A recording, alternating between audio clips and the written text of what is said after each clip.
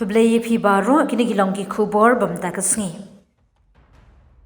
Wayne ki Khynnah shinrang ublayo ban ringdur lingba ki CCTV camera haga balayo I ya u ba ula say de ka pistol bat Siat ya kawi ka Khynnah Kynthei hajan ka ying jongka.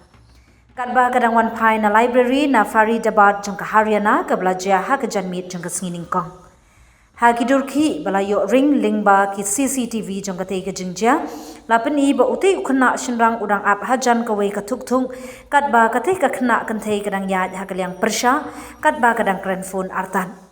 Nang ta uti ubriu la let bet sha ka tei ka Khynnah Kynthei bat ula Siat ya ka bala pelong ya ki nong let nong wan ban pet stat na ka tei ka jaka na mar ka jingting.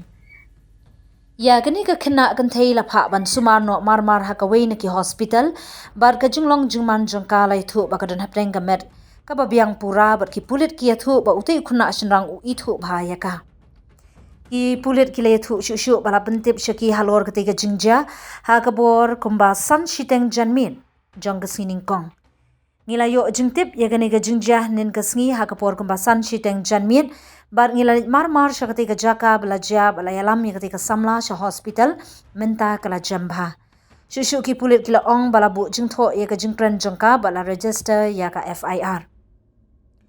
Kumban shupin kan mau badang ha kini ki Khynnah sngi wei u Khynnah shinrang u badang khat nru Snem karta ula sha sho na ka terpeng jong u kat ba udang be ya kinong luti ki ba shong bait ki bla kno ba ki latu ya ka mobile jong u ha ka than sanje colony